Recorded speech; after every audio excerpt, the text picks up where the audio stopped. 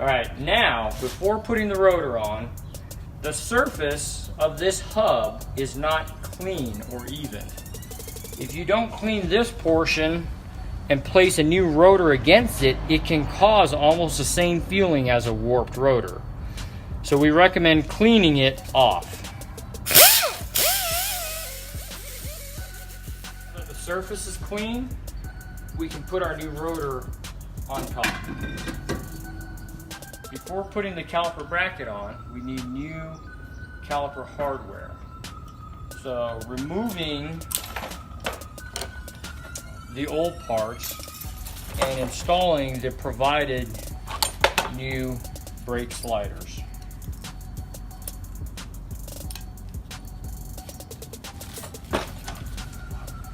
These simply snap in, and these actually help keep brakes quiet. When we install these, we lubricate them. This is a high temperature brake grease, and we put it in the places that the pad is going to make contact with this caliper bracket. We get all four corners before installing the caliper bracket back onto the car. This lubrication will allow the brake pads to slide in and out easily.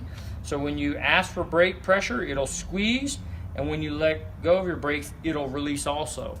Without lubricating your brake system, when you brake, it has potential to stay in a place and not release.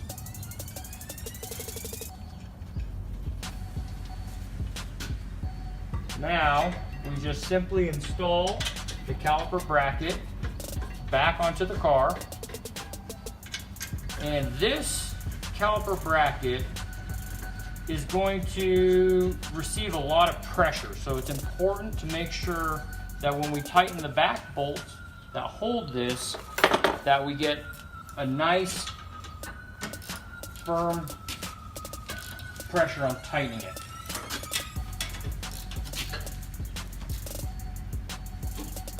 This is to make sure everything's lined up.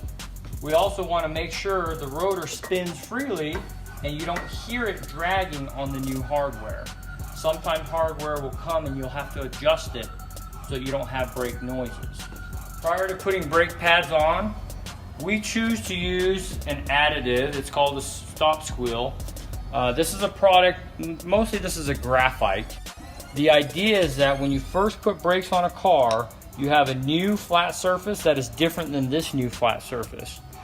This will allow it to not squeak while it's braking in.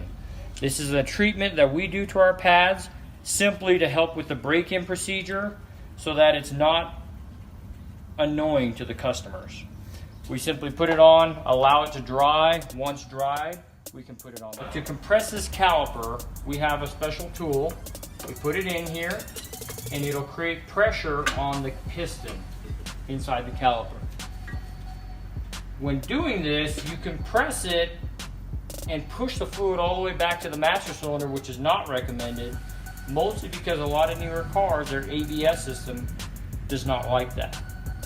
We prefer to bleed the bad fluid out by placing a tool on the bleeder, a hose with a cup, opening the valve, creating the pressure. See the fluid coming out? This is the old dirty fluid, and then tightening it up. The reason I say that fluid is dirty, a brake caliper gets incredibly hot, and the fluid will burn up and get that darker color when normal brake fluid is supposed to be more of a clear color. Once this has been compressed, we can take our new brake pads that are ready to go and slide them in.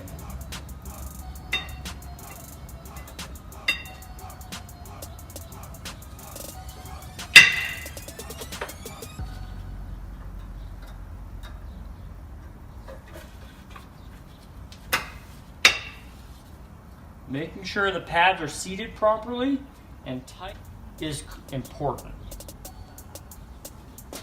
Now, before putting the caliper back on, we take this brake lube and we cover the surface that meets the metal of the brake pad.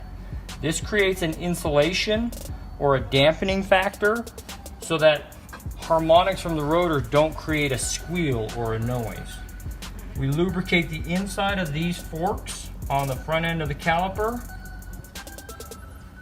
and then place it over the newly installed brake pads. Now, the caliper pins that we originally had, we will take and clean with a brake cleaner. We'll clean them and then lubricate these. It's important for these to remain lubricated because this is what allows your caliper to slide back and forth as the pads wear down.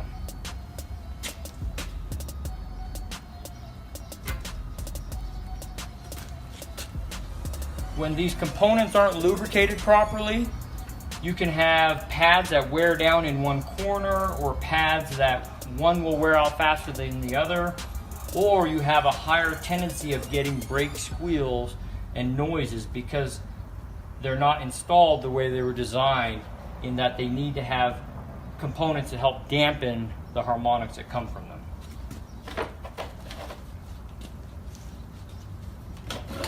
This is the other slider, and we'll just clean it really quick.